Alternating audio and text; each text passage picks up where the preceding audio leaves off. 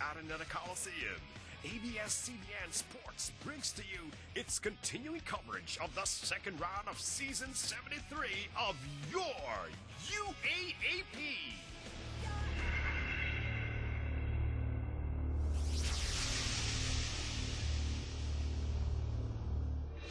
I feel energized when I hear the USD crowd cheer, "Go, Ste!"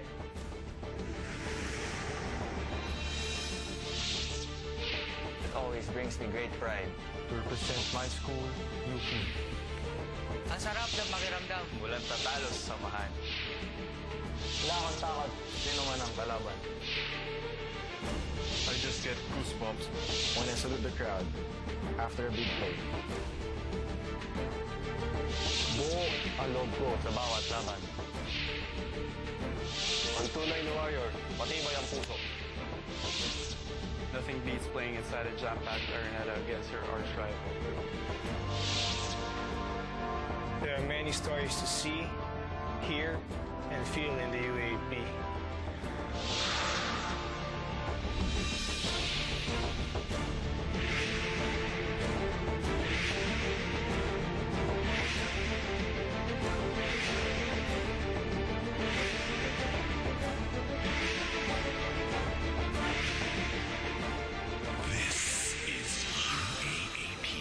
Season 73, ABS-CBN Sports.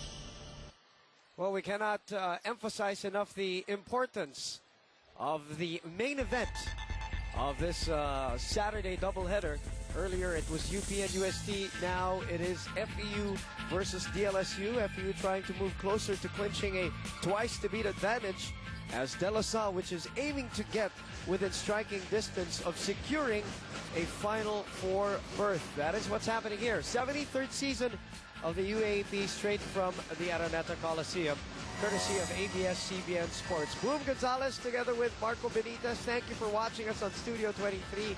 And of course, we are available in high definition on Balls HD 167. Teams jockeying for position already. Marco, for twice to beat in the case of FEU. For DLSU, obviously, just trying to get to that number 4 spot is proving to be tough. Well, yes, this is exactly a great afternoon move. Just looking at these two teams, just this game between La Salle and FEU itself alone, without considering the circumstances, is already a big match. The last time these two teams met, we went into double overtime, but now the standings make it all the more exciting. Actually, our next 3 games are going to be very important, including the schedule tomorrow. We'll talk more about that in a while, but to give you an overview of what the importance is for today, Marco, here are team standings. Well, first let's talk about La Salle. For La Salle, the magic number is 8. They have to get to 8 wins to distance themselves, or to get themselves a sure Final Four spot. As you can see, National University and University of the East very much watching this game intently, because they're gunning for 7 wins.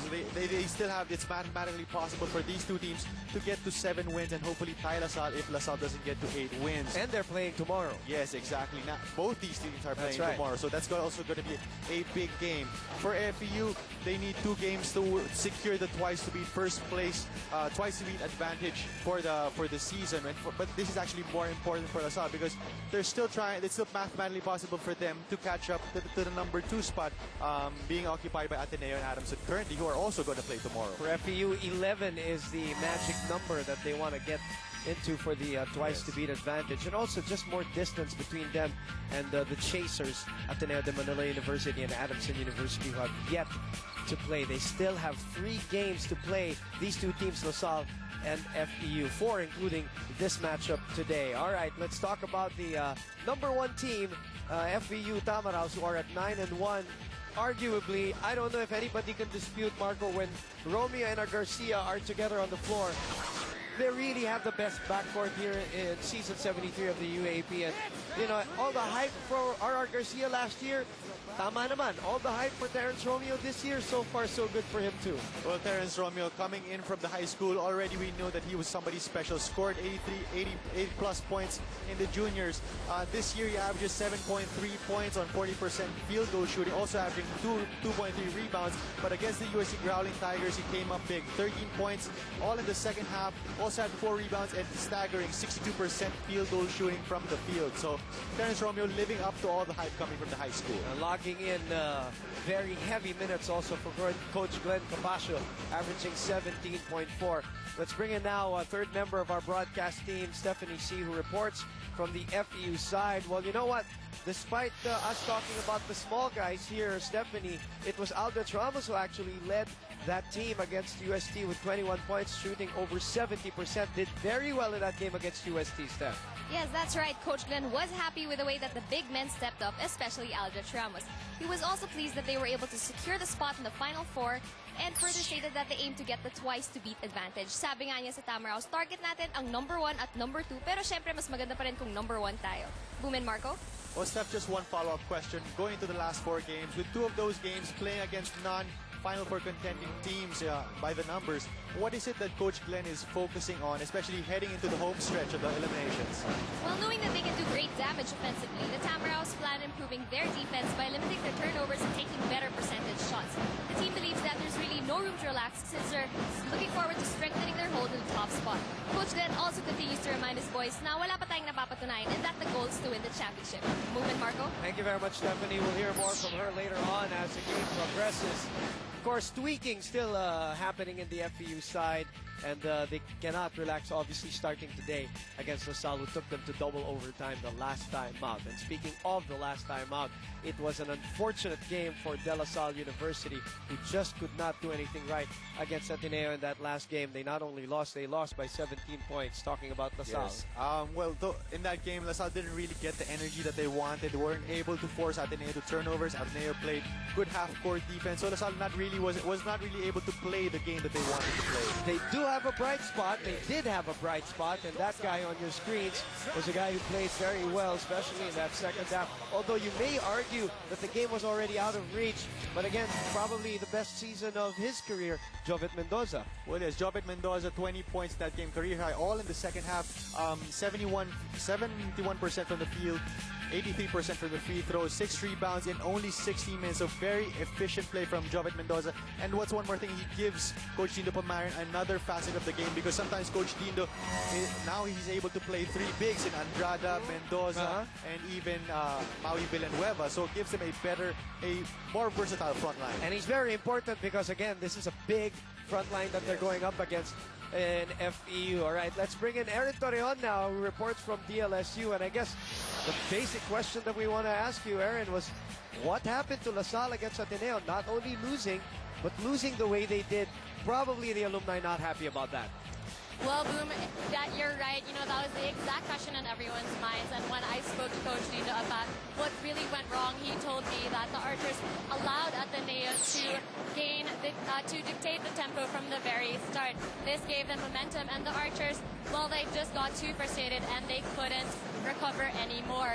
In Coach Dino's words, he told me that they basically just ran away from the system since they weren't executing their plays. They just forced their shots and they stopped putting pressure on their rivals. All right, Aaron, well, they have to recover, and they have to recover fast because they're up against the leading FEU Tamaraws, and obviously not just the alumni unhappy about that, Marco, also the team itself. And they're going to have to forget what happened, and we're going to give you the game between FEU and De La Salle after a short break. Stay with us here. We're continuing live and exclusive coverage of Season 73 of the UAAP on Studio 23. Leading FEU Tamaraws. At shooting forward number 15, J.R. Kawaling. Power forward number 20, Rael Cervantes. Center number 17, Aldrich Ramos. Point guard number 14, Jens Muto. And an off guard number 8, R.R. Garcia. Head coach of the Tamaraws, Glenn Capascio. And now, celebrating their centennial anniversary next year, here are this year's hosts, the DLSU Green Archers. At guard number 7, Simon Atkins. Point guard number 12, Joel Tolentino. Center number 18, Papot Paredes.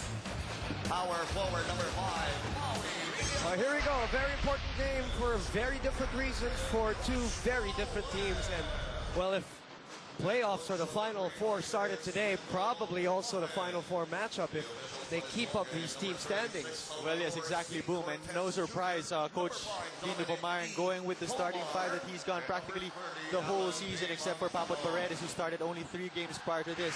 Coach Glenn Capaccio going with probably arguably his strongest starting five and most veteran starting five. You have Aldrich Ramos, Kawaling, Cervantes, R. Garcia, and Jens Nutel.